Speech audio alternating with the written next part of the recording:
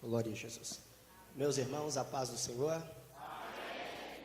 Meu coração está alegre nesta tarde em poder estar aqui com os irmãos pela primeira vez, revendo aqui alguns amigos, irmão Daniel, Reuel, me ajudou muito ali no popular, né?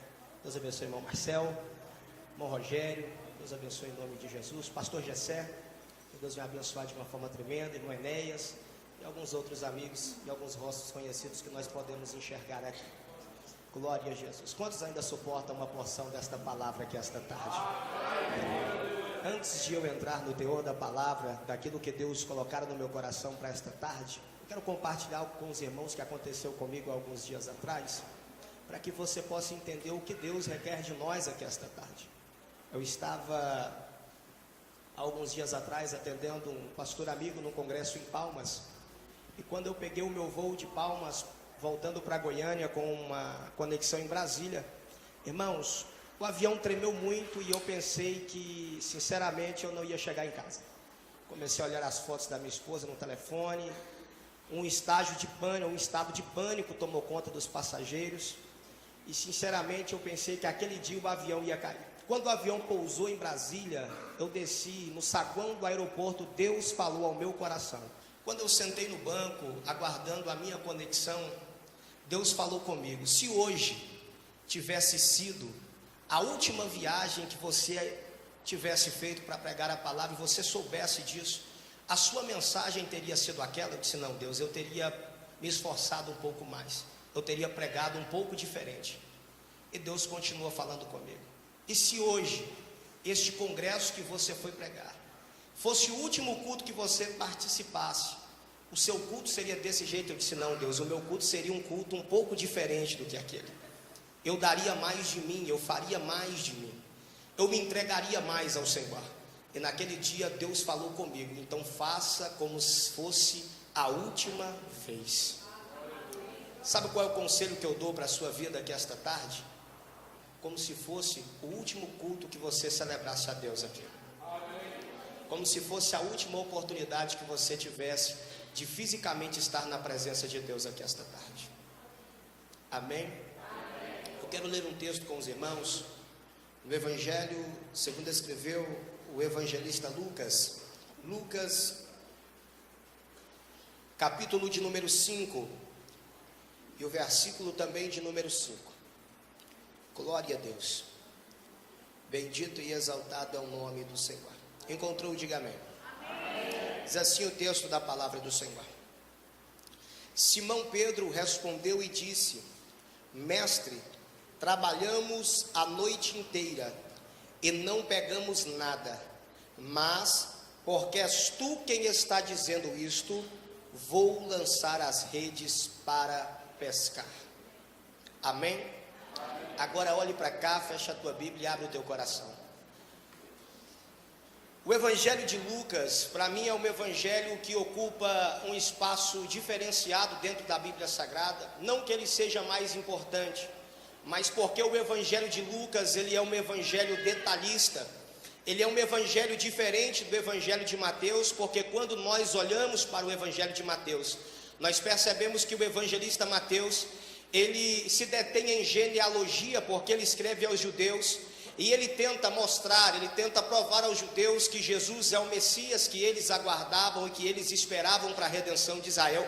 Por isso nós encontramos dentro do Evangelho de Mateus uma grande diversidade de nomes e de genealogias, porque ele tenta traçar a linhagem ou a linha genealógica de Cristo, vindo de Sete, passando por Abraão, sendo da raiz de Davi e chegando ao Messias que os israelitas esperavam como sendo ele a redenção de Israel. Logo, quando nós olhamos para o Evangelho de Marcos, nós percebemos que Marcos, ele traz uma visão imediatista do Evangelho. Ele traz uma visão automática e imediatista acerca dos feitos e do ministério de Jesus, Jesus, porque o evangelista Marcos, ele sofre uma influência de Pedro a escrever o seu evangelho, e ele não escreve aos judeus, ele escreve aos romanos, e os romanos não gostavam de uma leitura metódica, os romanos gostavam de uma leitura envolvente, algo que quando eles começassem a ler, eles se sentissem presos pela leitura e só estavam satisfeitos quando eles chegavam no epílogo da leitura que eles estivessem lendo. Por isso o evangelho de Marcos é compreendido apenas de 16 capítulos, e é um evangelho imediatista, e por mais de 42 vezes nós encontramos a expressão: e depois destas coisas Jesus subiu, e depois destas coisas Jesus desceu, e depois destas coisas Jesus entrou, e depois destas coisas Jesus saiu. Porque o evangelho de Marcos não mostra Jesus dormindo, o evangelho de Marcos não mostra Jesus descansando, o evangelho de Marcos não mostra Jesus em um momento de lazer, o evangelho de Marcos mostra Jesus em todo o tempo, em constante atividade, mostra Jesus em todo o tempo trabalhando. Quando nós olhamos para o evangelho de João, a narrativa que João traz acerca do ministério e da obra de Jesus, ainda quando ele exercia o seu ministério terreno, nós percebemos que o evangelista João, ele traz uma visão espiritualista do nosso Cristo. Ele não mostra Jesus como homem, ele tenta mostrar em todo o tempo Jesus como Deus, e logo ele tenta mostrar a preexistência de Cristo, sendo ele existente desde o começo da eternidade, quando ele diz que no princípio era o verbo era Deus, o verbo estava com Deus, o verbo se fez carne e habitou entre nós. Mas quando nós olhamos para o evangelho de Lucas, nós percebemos que Lucas, ele não está contado entre os 12 apóstolos. Lucas, ele não estava presente nos milagres, na manifestação de Jesus no seu ministério terreno.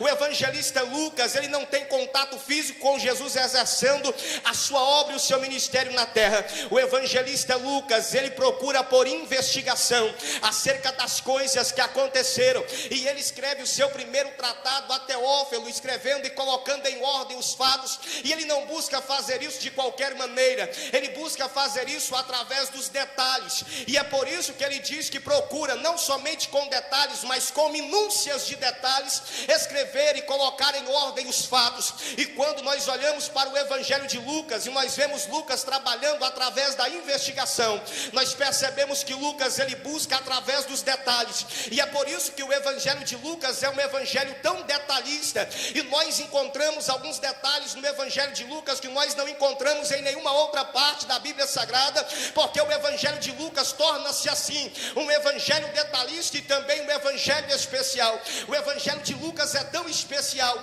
que só dentro do evangelho de Lucas nós encontramos cerca de 544 versículos, que são exclusivos, que nós só encontramos dentro do evangelho de Lucas, fazendo assim o evangelho de Lucas mostrando Jesus em todo o tempo, em uma atividade nova, em algum detalhe novo. E com efeito, nesta tarde, o Senhor Deus colocar ao meu coração esse texto do evangelho de Lucas, porque para alguns será somente uma tarde da vitória normal, mas para aqueles que ainda são espirituais e que ainda têm a sensibilidade de perceber o Espírito Santo de Deus trabalhando no nosso meio, compreenderá e saberá que essa tarde será uma tarde de detalhes para as nossas vidas, e será uma tarde de manifestação diferente para a glória de Deus.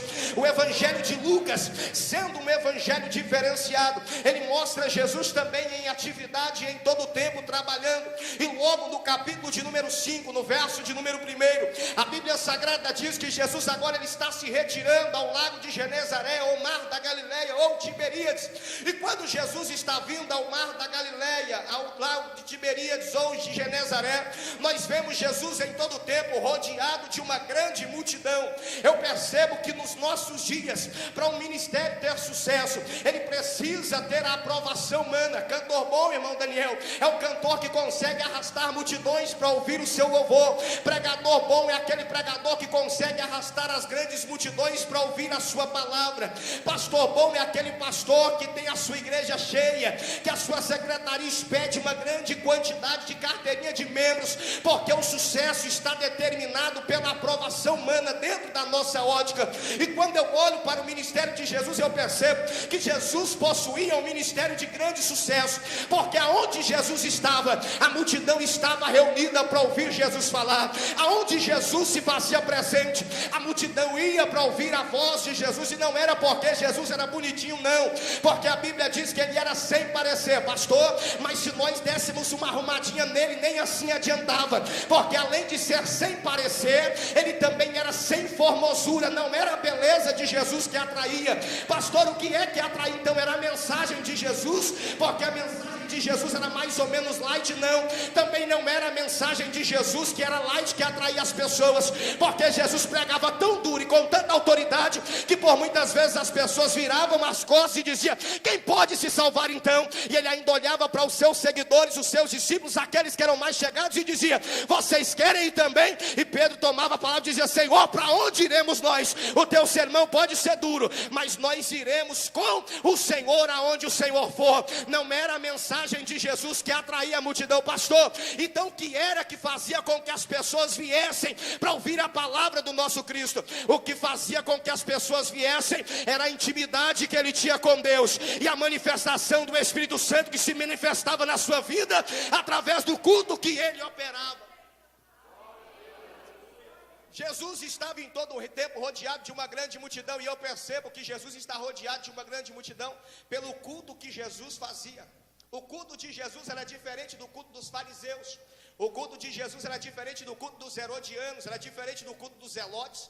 O culto de Jesus era diferente do culto de todos aqueles que estavam acostumados a ir na sinagoga e fazer tudo de uma forma mecânica e de uma forma metódica, obedecendo simplesmente uma liturgia. O culto de Jesus era tão diferente que quando Jesus era convidado a ministrar na sinagoga, e Jesus, quando ele chegava na sinagoga para um culto de ensino, ele começava a ensinar, e ele percebia que no canto tinha alguém que tinha a mão mirrada.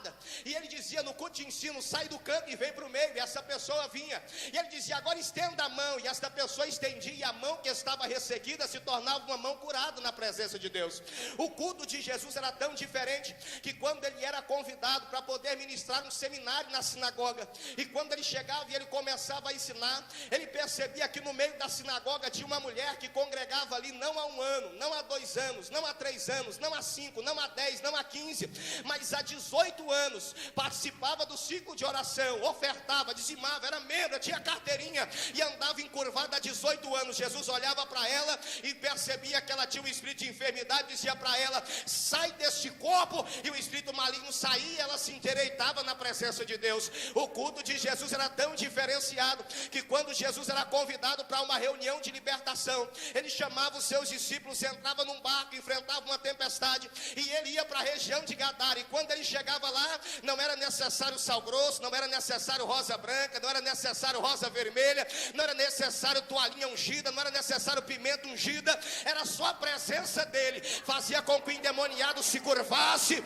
e reconhecesse a autoridade e voltasse de ré para o inferno. O culto de Jesus era tão diferenciado que quando ele ia para um trabalho social ou uma cruzada evangelística, mais de 5.000 pessoas compareciam, e depois que ele terminava de pregar, a cantina de Jesus não vendia nada, porque ele mandava todo mundo se assentar e distribuía sanduíche de pão e peixe para todo mundo comer.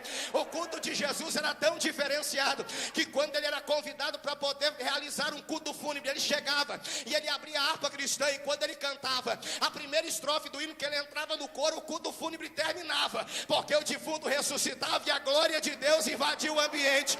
O culto de Jesus era diferenciado, porque onde Jesus estava, a glória de Deus estava com ele. Pastor, mas Jesus foi embora, eu sei, Jesus foi ascendido, eu sei, mas deixa eu lhe dizer uma coisa: ele está presente aqui nessa tarde pela pessoa do Espírito Santo, e o mesmo culto que ele realizava lá, foi o mesmo culto que ele delegou para a igreja, está realizando aqui nessa tarde. E eu tenho certeza que se o mesmo culto que ele realizou lá, ele ainda continua fazendo e realizando aqui pelo Espírito Santo, eu tenho certeza que essa tarde vai ter cura, essa tarde vai ter milagre, essa tarde vai ter libertação, essa tarde vai ter provisão, essa tarde vai ter milagre. Não, me ajuda a pregar nessa tarde. Levanta a mão direita para cima, segure a mão do irmão que está do teu lado, diga para ele nessa tarde: você pode não estar entendendo nada, mas uma coisa eu sei, o Espírito Santo está aqui, e esta é uma tarde de milagre aqui em nome de Jesus. O culto de Jesus sendo um culto que atraía as multidões pelo diferencial que ele tinha. E eu percebo uma coisa, não importava a região que Jesus estava. Se Jesus ia para a região de Tiro e Sidom, a multidão corria para Tiro e Sidom para ouvir Jesus pregar. Se Jesus ia para Cafarnaum, uma região de difícil acesso, as pessoas rompiam o difícil acesso e iam para Cafarnaum para poder ouvir a mensagem que Jesus tinha para pregar. Aí eu percebo que nos nossos dias, algumas pessoas estão pregando a contramão do trabalhar espiritual de Deus. Por quê, pastor? Porque nós procuramos os melhores lugares da cidade para poder estabelecermos as nossas igrejas. Nós procuramos as cadeiras mais confortáveis para atrair o público e a multidão. Nós tentamos procurar uma maneira de acusticar as nossas igrejas, porque o som tem que ser um som agradável para atrair as massas. Eu aprendo com Jesus, se nós quisermos ter um pecador chegando na igreja, o que nós precisamos talvez não seja de cadeiras perfeitas, o que nós precisamos talvez não seja de um som perfeito, o que nós precisamos talvez não seja de uma igreja bem climatizada, o que nós precisamos é somente da presença de Jesus nas nossas reuniões. Se nós tivermos a presença de Jesus nas nossas reuniões, nós teremos o pecador vindo para ouvir a mensagem que ele tem a nos ensinar e a nos falar. Pastor, mas nós precisamos agradar de fato, nós precisamos, não sou eu aqui bitolado e nem ignorante, nós precisamos agradar. Mas deixa eu lhe dizer uma coisa, o que impressiona o pecador quando ele entra em nossas reuniões não é a cadeira que ele senta. O que impressiona o pecador nas nossas reuniões quando ele vem não é sentir aqui o mesmo clima que ele sente quando ele entra no Banco do Brasil. O que impressiona o pecador quando ele entra nas nossas igrejas é quando ele vê alguém entrar aqui endemoniado e sair daqui liberta, entrar alguém aqui de cadeira de roda e sair daqui andando, entrar alguém aqui mudo e sair daqui falando, entrar alguém aqui problemático e sair daqui com seus problemas resolvidos. O que impressiona o pecador é alguém levantar falando em línguas estranhas e o outro levantar para interpretar. O que impressiona o pecador é alguém levantar para profetizar e essa profecia se cumprir no meio da igreja. O que impressiona o pecador é o Espírito Santo trabalhando no meio do seu povo e no meio da sua igreja. Não, se você concorda com isso, dá glória.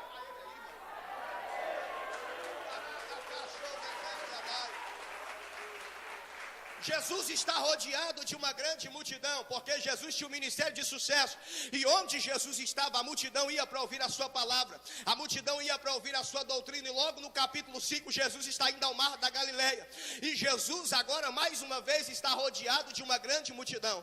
E quando Jesus agora está rodeado de uma grande multidão, e como ele não tinha os aparatos eletrônicos que nós temos hoje, para poder fazer com que a sua voz fosse ouvida, ele busca o meio natural. E qual era o meio natural, pastor Walter Brito? Ele precisa entrar num barco, afastar o barco da margem e fazer com que o vento que soprava nas suas costas levasse a sua voz até a campina, para que todos pudessem ouvir a sua palavra. Eu procurei entender isso, e quando Jesus necessitava de um barco, a Bíblia diz, de acordo com o Evangelho de Lucas, que naquele dia existiam 3 barcos à beira da praia, onde Jesus estava ensinando. Mas de acordo com o historiador Flávio Joséfo, nós temos no mar da Galileia, na época de Jesus, que era a principal fonte de renda de todas as aldeias circunvizinhas, nós tínhamos precisamente quase 3.000 embarcações. Mas no meio destas 3.000 embarcações, Jesus, quando ele precisa de um barco, ele vai para onde? Exatamente o barco de Pedro. Você talvez não entendeu essa tarde, mas eu quero que você entenda comigo e compreenda o que Deus está querendo falar ao nosso coração aqui. Quando o Senhor chega no mar da Galileia, existiam mais de 3.000 embarcações, mas ele vai exatamente à procura do barco de Pedro. O que Deus tem para a tua vida é para a tua vida, o que Deus tem para a tua casa é para a tua casa, o que Deus tem para o teu ministério é para o teu ministério, o que Deus tem para a tua família é para a tua família. Não precisa ficar preocupado. Quando Deus decidir te abençoar, Ele sabe onde você mora, Ele sabe o endereço da tua casa, Ele sabe onde você congrega. Não, eu vou sintetizar e eu vou lhe explicar melhor para que você possa entender. Jesus, ele vai exatamente no barco de Pedro, porque no plano onisciente de Deus, Deus já havia escolhido Pedro para que ele fosse uma das lideranças da igreja primitiva. E quando eu vejo Deus Deus escolhendo Pedro, eu percebo que Deus, Ele trabalha na individualidade. Você pode pensar nessa tarde, talvez como eu muitas vezes pensei na minha ignorância, que o nosso Deus, Ele vem numa tarde como essa, receber o culto da Igreja Batista Nacional Central aqui na tarde da Vitória. Eu lamento te desapontar que Deus não veio receber o culto da Igreja Batista Nacional Central. Deus veio aqui nessa tarde para receber o seu culto, porque salvação é individual, ministério é individual, arrebatamento é individual e o culto também é individual. Aí você pode me olhar nessa tarde e dizer: pastor Walter Brito, este culto, esta tarde não está um culto muito bom, está diferente dos cultos que eu já participei. É porque você veio diferente essa tarde, porque Jesus veio aqui para receber o teu culto nessa noite. Se o irmão da direita não quiser dar glória a Deus, não tem problema, dê glória a Deus você. Se o irmão da frente não quiser falar em língua estranha, não tem problema, fale em línguas estranhas você. Se o irmão da esquerda não quiser levantar a mão, não tem problema, levante a mão você. Deus veio aqui esta tarde para poder receber o teu culto aqui neste lugar. É na individualidade. E quando Deus, já no plano da onisciência, Ele procurou encontrar Pedro, Ele tinha que entrar exatamente no barco de Pedro. O que Deus tem para a tua vida é para a tua vida. Não, quando eu olho para isso, a minha mente vagueia, o meu coração bate mais forte, porque muitas vezes na igreja nós temos uma corrida desesperada pelo sucesso, principalmente quem ministra, principalmente quem prega, principalmente aqueles que vêm correndo desesperado atrás de uma vitória. Deixa eu lhe explicar uma coisa: o que Deus tem para a tua vida é para a tua vida, tanto é que, e eu vou lhe provar pela palavra, um dia o Senhor Deus precisava de um novo rei para Israel. Ele chamou Samuel e disse: Samuel, vem até a casa de Jessé o belemita, porque dentre os teus filhos eu tenho provido de um rei. E naquele dia na frente de Samuel passou Eliabe, passou Abinadab, passou Samar, passou Natanael, passou Radai, passou Ozem, até Zeruia passou na frente de Samuel. Samuel olhou e disse assim: acabaram-se os jovens. Jessé foi obrigado a dizer: ainda tem o mais moço, mas ele está apacentando as ovelhas no campo, manda chamar ele, porque nós não vamos assentar à mesa até que ele chegue. Pastor, então o senhor está dizendo que o que Deus tem para a minha vida é para a minha vida sim. Quando Deus decidir te abençoar, não precisa você sair correndo desesperado pelas ruas de Rio Verde, atrás de revelador, de profeta, de guru, de encantador, atrás de igreja para fazer campanha. O que você precisa é simplesmente estar cumprindo com a condição e com a proporção de ser abençoado. E aí, quando Deus decidir te abençoar, Ele sabe o endereço da tua casa, Ele sabe a igreja que você congrega, Ele sabe o carro que você dirige, Ele sabe quem é o teu pastor, Ele sabe onde você mora, Ele sabe o número do seu CPF, o número do seu RG, Ele sabe onde você trabalha. E quando Ele decidir te abençoar, a bênção vai bater na porta da tua casa e vai pedir licença para entrar para te abençoar. Aleluia. Existiam mais de 3.000 embarcações, mas a Bíblia diz que Jesus, Ele entra exatamente no barco de Pedro. O que Deus tem para a tua vida é para a tua vida. O chamado que Deus tem para você é para você. O marido que Deus tem para você é seu. A macumbeira não leva. Aquele endemoniado do trabalho dele não leva. Pode acender vela, maior é a luz que está conosco. Não, pode matar bode, nós temos o cordeiro. Pastor, mas ele ruge como leão. Nós temos o leão da tribo de Judá, irmão. Deus tem para a tua vida, é para a tua vida. Jesus agora está rodeado de uma grande multidão e ele entra no barco de Pedro. Eu vou terminar, outro dia eu prego mais, senão eles não me trazem aqui mais se eu falar muito. Eu quero voltar. Ele entra, irmão Daniel. Eu vou voltar no culto do gueto ainda. Jesus, ele entra no barco de Pedro. E quando ele entra no barco de Pedro, a Bíblia diz que ele afasta o barco de Pedro da margem, ou Pedro afasta o barco dele da margem. Aqui eu percebo pelo menos duas coisas. Eu vejo que Jesus entrou no barco de Pedro. Primeiro, porque na onisciência Deus já havia escolhido Pedro para ser um dos líderes da igreja primitiva. Mas eu vejo além disso. Eu vejo que além disso Jesus viu em Pedro, no barco de Pedro, a disposição. E viu na vida de Pedro a disponibilidade em ajudar. Isso aqui é sério que eu vou falar. E eu sei que muitos não vão compreender. Mas aqueles que são espirituais e aqueles que gostam de trabalhar na obra de Deus vão entender o que eu vou dizer aqui essa tarde. Jesus, ele viu o barco de Pedro disponível e viu na vida de Pedro a disponibilidade em ajudar. Sabe o que Deus está procurando? Deus está procurando nessa última hora não uma grande quantidade de pessoas, porque se Deus quisesse movimento, Ele estava somente na Avenida Paulista em São Paulo. O que Deus está procurando é de alguém essa tarde que tenha disponibilidade, e de alguém nessa tarde que esteja disposto a fazer o que Ele manda. Ele entra no barco de Pedro, viu a disponibilidade, e ele diz: Pedro, agora afasta o barco da margem. Ele viu em Pedro a disposição.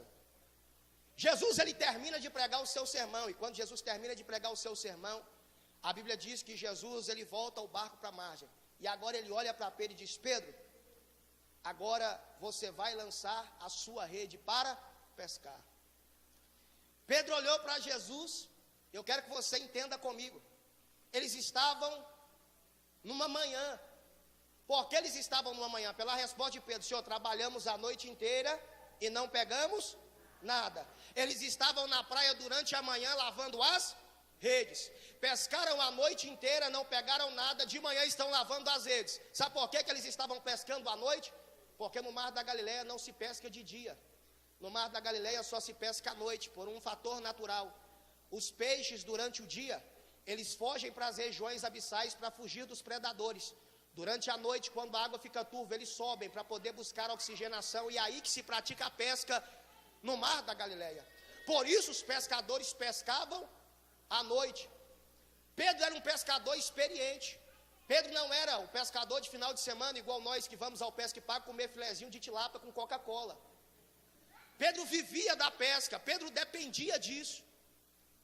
E Pedro, ele pesca a noite inteira. Pescador experiente, pescava desde a meninice, desde a sua infância. Conhecia as águas, conhecia o barco, conhecia as redes, sabia as artimanhas da pesca do Mar da Galileia.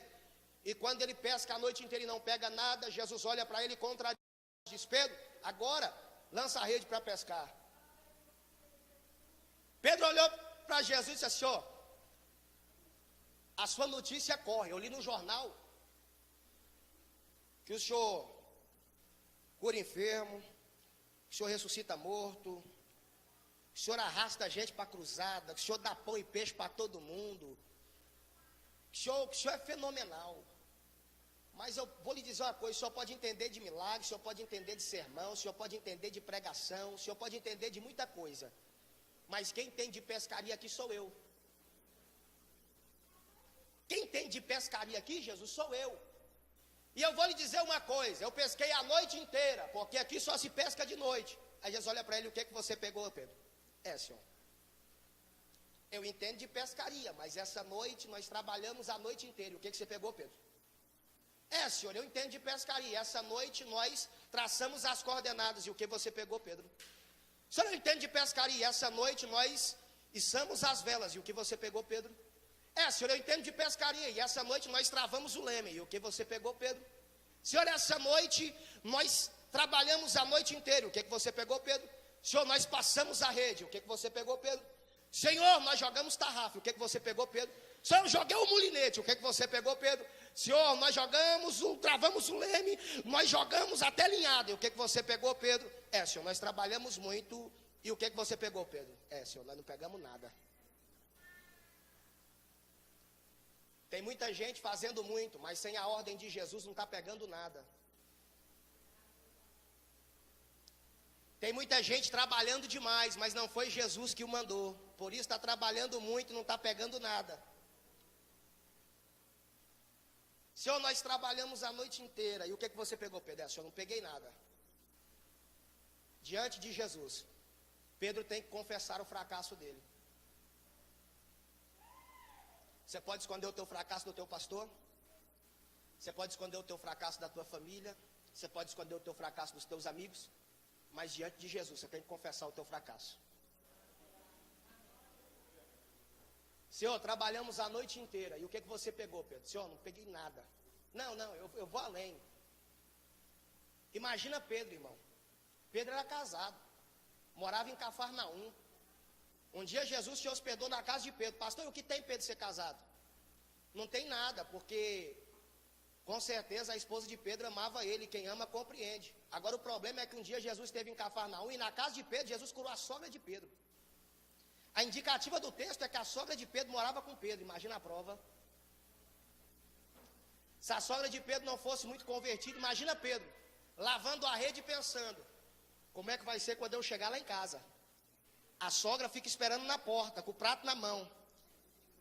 E Pedro já estava analisando a circunstância. Como é que vai ser quando eu chegar lá? Quando Pedro chegava, a sogra dizia: e aí, meu genro, pegou o que essa noite? Aí Pedro: dá licença que eu quero dormir. Você pegou tanto que não deu nem para você trazer. Quem está vindo atrás trazendo, Pedro, os peixes que você pegou? Aí Pedro: dá licença que eu estou cansado, pesquei a noite inteira. Mais uma vez, né, Pedro? Não pescou nada, né? Mais uma vez, né, Pedrão? Eu falei para minha filha: podia ter orado mais, podia ter jejuado mais. Eu falei para ela: vai estudar, minha filha.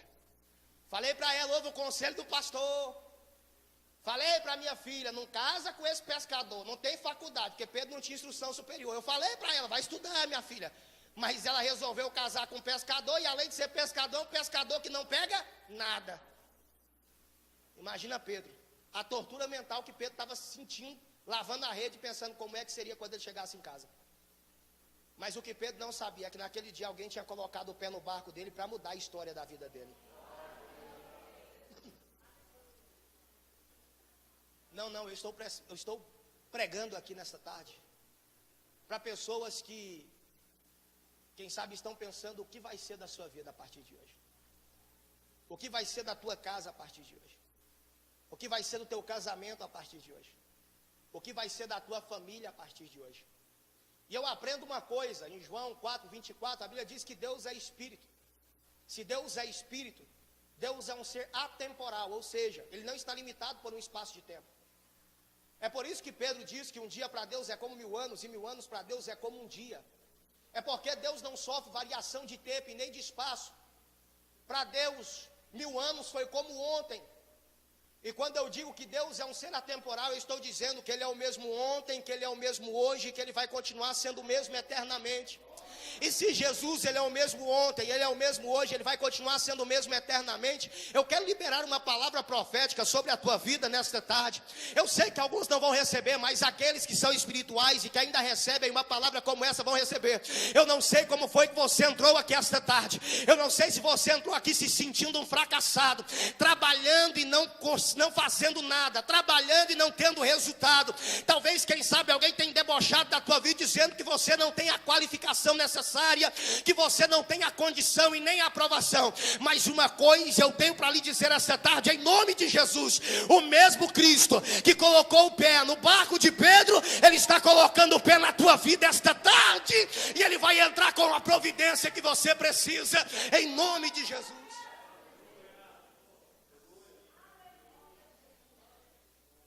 Pedro, o que você pegou? Senhor, trabalhamos a noite inteira e não pegamos nada. Então, Pedro, vai lançar a rede para pescar.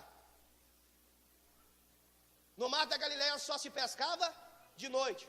Jesus mandou ir pescar que hora? A ordem de Jesus pode ser até contrária à lógica humana, mas se foi Jesus que falou, é Ele quem garante a pescaria.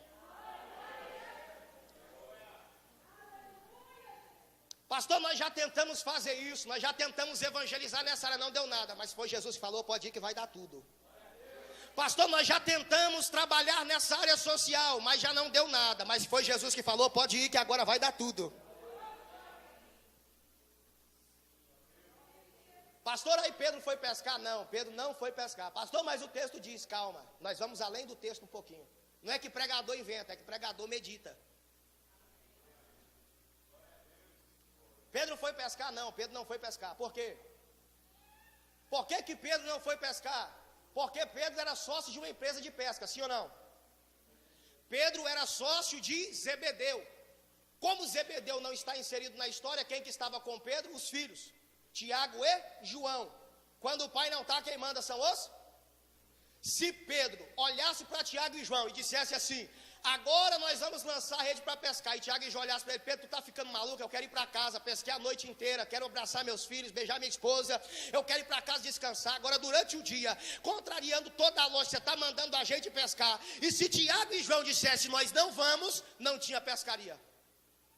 Por que teve pescaria? Porque eles concordaram em ir pescar. Sabe por que teve milagre? Porque eles concordaram com a pescaria. Se Tiago e João dissessem, nós não concordamos, nós não vamos, Pedro nunca poderia ir sozinho. E aí não havia pescaria. Sabe por que teve pescaria e sabe por que teve milagre? Porque teve concordância. Não, eu vou lhe dar uma palavra que talvez não era que você queria receber aqui esta tarde, mas o pacote é completo.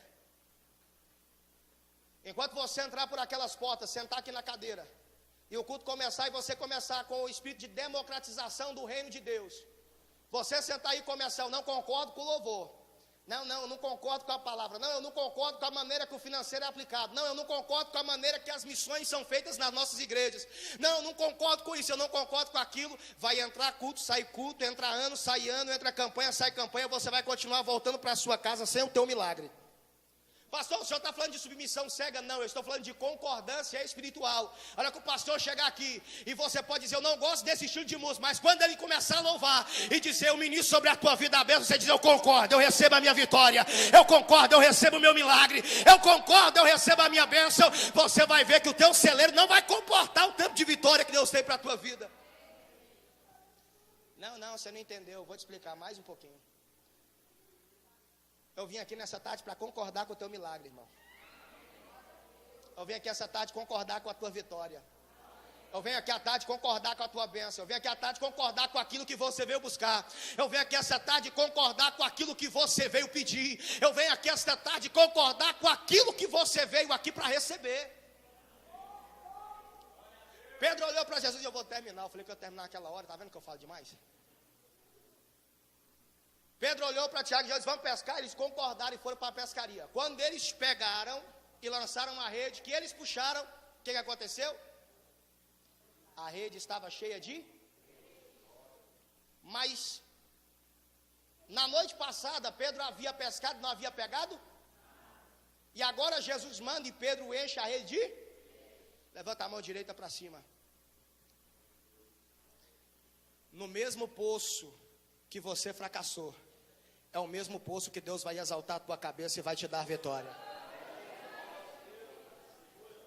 Não vai precisar abandonar o casamento. Nesse poço de fracasso, Deus vai mudar a tua história.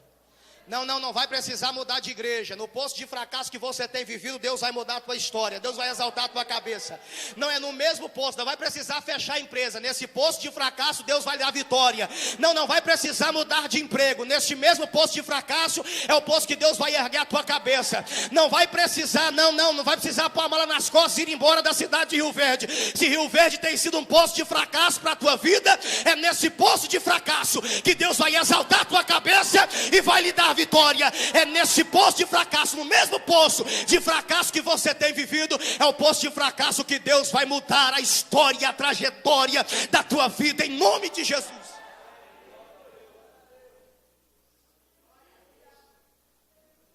Eu estou com tanta liberdade aqui, eu estou sentindo Deus pertinho de mim aqui, eu estou sentindo na minha igreja aqui, Daniel. Estou me sentindo na minha igreja aqui.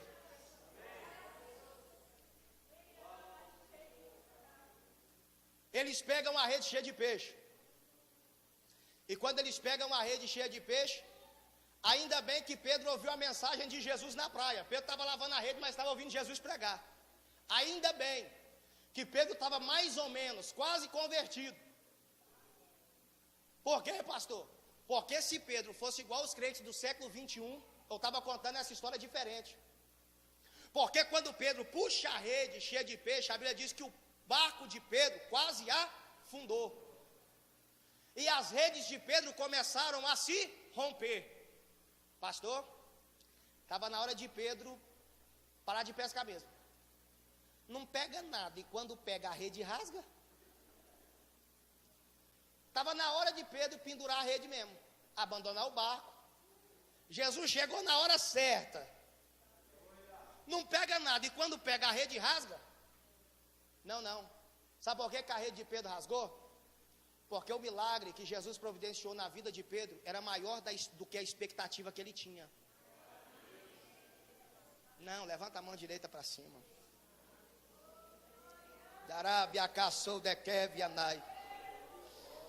Beflas negeb yasuyandará baixou dekevianai. Você veio aqui com uma expectativa esta tarde, mas Deus vai surpreender você, que o milagre que você veio buscar, Deus vai lhe dar e vai ser acima da sua expectativa. Não, você não entendeu ainda, eu vou sintetizar para você entender. Você veio aqui nessa tarde dizendo: Deus salva o meu marido. Além de Deus salvar ele, vai ser além da sua expectativa, vai fazer dele um obreiro na casa de Deus. Você veio aqui com a expectativa dizendo: Deus salva o meu filho, vai ser além do que você imagina. Além de Jesus salvar o teu filho, vai fazer dele um pregador da palavra, vai fazer dele um missionário. Você veio aqui essa tarde dizendo: Deus salva a minha filha, vai ser além da tua expectativa. Além de Jesus salvar, vai fazer dela uma levita, vai fazer dela uma missionária. Você veio aqui nessa tarde dizendo: Deus abre a porta financeira para mim, vai ser além da tua expectativa. Deus vai lhe dar a tua empresa, Deus vai mudar a tua vida, vai mudar a tua história, Deus vai mudar o teu cativeiro esta tarde.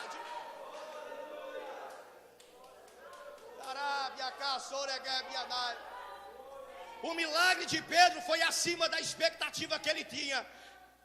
O milagre que Deus tem para a tua vida esta tarde é acima da expectativa que você tem. Quando Pedro puxa a rede começa a romper. O que Pedro faz? Pedro estava quase convertido, ouviu o sermão na praia, e eu vou terminar aqui. Se Pedro, irmão Daniel, irmão Marcel, fosse igual aos crentes do século 21, Pedro ia dizer para Tiago e João: segura a rede, trava o leme do barco, porque agora eu vou cantar. Pedro vai cantar a hora dessa, vou. Se Pedro fosse igual aos crentes do século 21. Por quê, Pedro? Porque toda vez que eu chego em casa, a minha sogra zomba de mim. Quando eu estava na praia, todo mundo olhou para mim que eu não peguei nada a noite inteira e me chamou de fracassado. E agora? Agora minha rede está cheia de peixe. E o que é que você vai cantar, Pedro? Pedro ia pegar o violão e dizer: quem que me viu na prova e não me ajudou, quando me vê na bênção vão se arrepender. Só que Pedro era crente, irmão.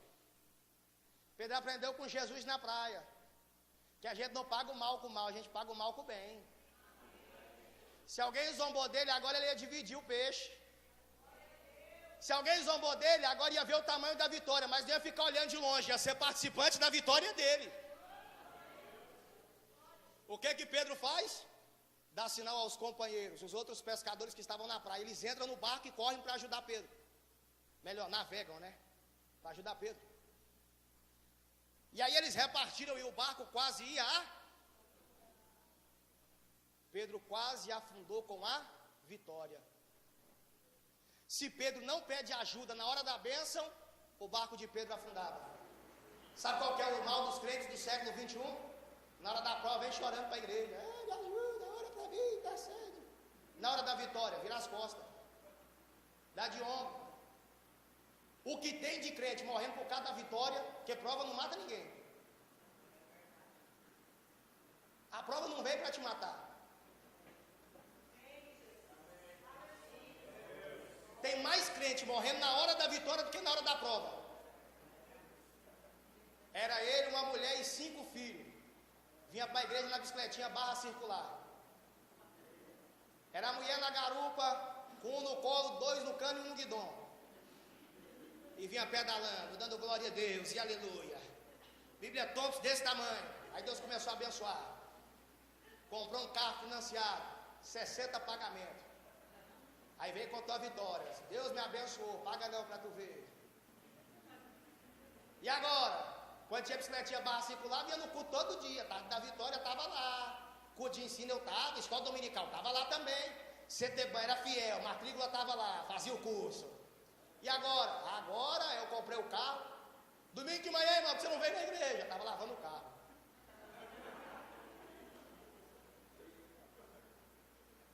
A bênção está matando mais crente do que a prova, irmão. Se Pedro não pede ajuda na hora da bênção, eu estava contando essa história diferente para vocês. Na hora da bênção, Pedro pediu ajuda. Não, Deus vai lhe dar um milagre aqui essa tarde. Mas esta tarde, se você não conseguir administrar o milagre que Deus vai lhe dar, peça ajuda na hora da bênção também. Peça ajuda na hora do milagre também. Vou terminar. Pedro chega na praia. Quando Pedro chega na praia, Pedro desce do barco. E Pedro já não quer nem saber mais do peixe. Porque assim, quem tem encontro real com Jesus, não quer nem saber de bênção, quer saber do dono da bênção.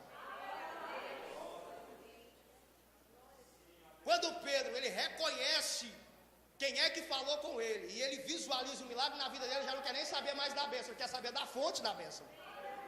Pedro corre até Jesus, e quando Pedro corre até Jesus, Pedro se prostra. Aí Jesus olha para Pedro e diz: o que foi, Pedro? Senhor, afasta-te de mim, porque eu sou um homem pecador. Pedro olha para Jesus, Jesus olha para Pedro: Pedro, levanta, Pedro.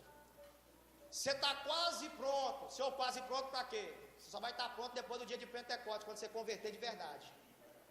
Mas você está quase pronto, Pedro. Quase, Senhor, quase. Pronto para quê? Porque você tem duas qualidades. Primeiro, contrariando a lógica humana, você reconheceu a autoridade de quem lhe mandava pescar. E agora, Senhor, depois da pesca, você reconheceu a sua pequenez diante de quem lhe mandava. Você reconheceu, Pedro, que você não é nada. Senhor, o que é que isso implica? Não. Quando eu reconheço e quando eu vejo alguém que reconhece quem é que lhe manda e reconhece a sua condição, eu não consigo, é automático, já gera um chamado no meu coração.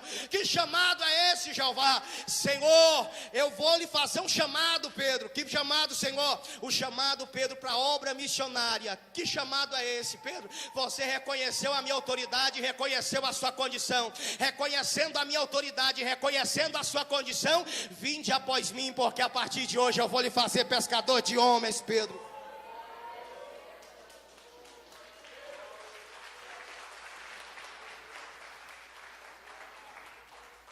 Vou terminar, outro dia eu prego mais. Tudo o que você precisa está disponível para a tua vida aqui esta tarde. Tudo. Paulo escreve aos Efésios no capítulo 1 e versículo 3 dizendo: bendito é, já começa bem dizendo, o Deus e Pai de nosso Senhor Jesus Cristo, o qual nos abençoou com toda sorte de bênçãos espirituais nas regiões celestiais em Cristo. Sabe o que Paulo está dizendo? Que todas as bênçãos que eu preciso para viver uma vida abençoada na terra, Deus já providenciou para mim. Tudo o que você precisa, Deus já providenciou para você essa tarde. Pastor, mas como é que eu faço para tomar posse disso?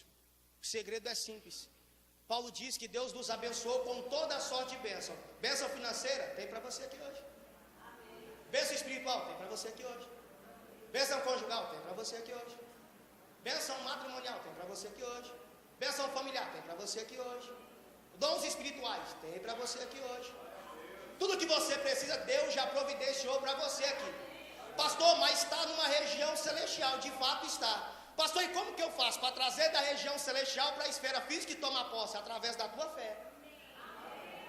Deus já gerou o teu milagre, mas através da tua fé essa tarde você alcança o teu milagre e traz para a tua vida esta tarde em nome de Jesus. Você pode ficar de pé comigo?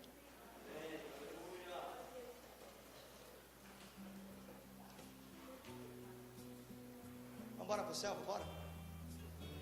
Vamos. Pastor, eu aprendi que para ir para o céu não é de qualquer jeito.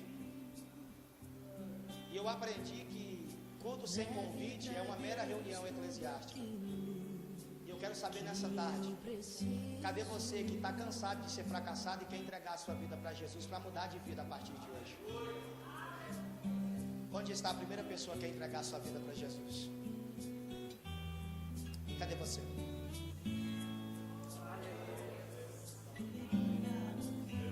Está vindo em lágrimas aqui.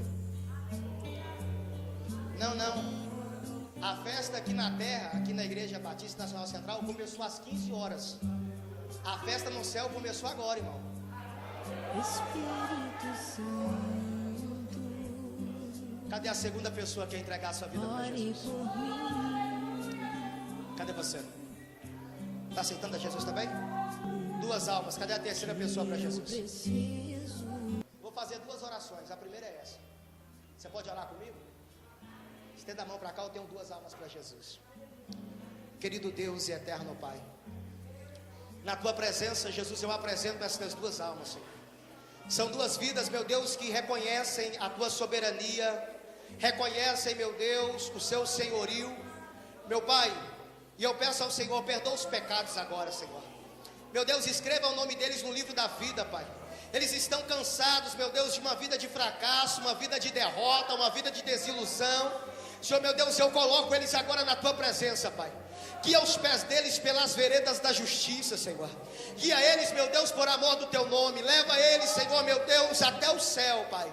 Meu Deus, que eles não venham desviar nem para a direita nem para a esquerda, mas que estejam em todo o tempo firmes e constantes na Tua presença. Que sejam, Pai, em todo o tempo abençoados, agraciados. Senhor, meu Deus, eu entrego nas Tuas mãos, abençoados, curados, libertos, agraciados pelo Teu poder, em nome do Pai, do Filho e do Espírito Santo, em nome de Jesus. Você pode aplaudir Jesus nessa hora? Quero orar com você.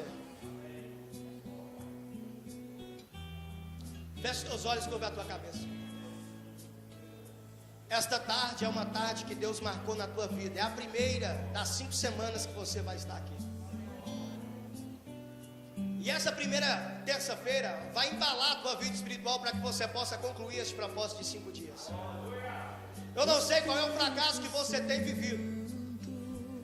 Eu não sei qual é a luta que você tem passado. Mas esta tarde, Deus vai visitar a tua casa, vai visitar a tua família, vai visitar o teu trabalho, vai visitar o teu emprego, em nome de Jesus. Feche os teus olhos e curva a tua cabeça.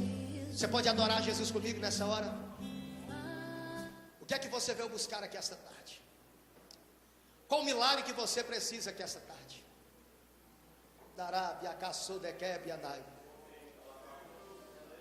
Qual a bênção que você veio buscar aqui esta tarde?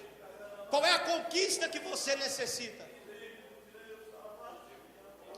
Esta tarde é uma tarde de vitória.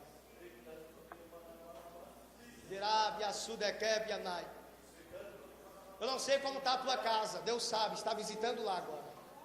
Eu não sei como está o teu trabalho, mas o Senhor sabe, Ele está visitando o teu trabalho agora. Eu não sei como está a sua vida profissional, mas o Senhor sabe, Ele está visitando a tua vida profissional esta tarde. Eu não sei como está na tua faculdade, mas o Senhor sabe, Ele está visitando a tua faculdade esta tarde. Eu não sei como está a tua vida sentimental, mas Deus está visitando o teu casamento esta tarde. Deus está visitando a tua vida familiar esta tarde. Esta tarde é uma tarde de vitória, é uma tarde de bênção. E nós não precisamos nada mais e nada menos aqui esta tarde do que a presença de Jesus. E a presença dele já está aqui conosco esta tarde.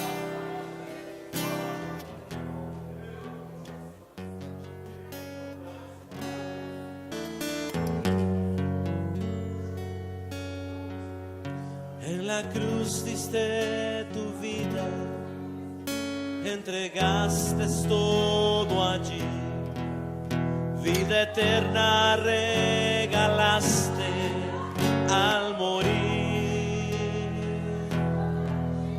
Por tu sangre tengo entrada ante el trono celestial, puedo entrar confiadamente ante ti para darte las gracias. Gracias, Señor, gracias, mi Señor Jesús.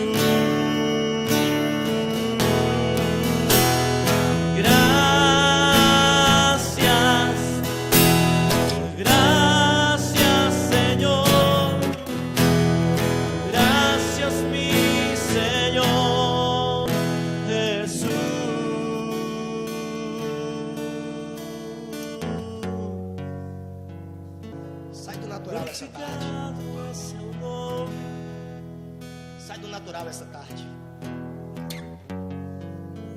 renda a Ele o que Ele merece,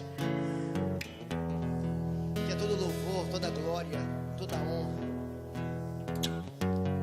porque enquanto você adora, Ele manifesta através do seu Espírito Santo. Enquanto você adora, Ele envia de lá para cá bênçãos. Enquanto você adora, Ele envia de lá para cá vitórias. Enquanto você adora, Ele visita a tua casa, trazendo transformação.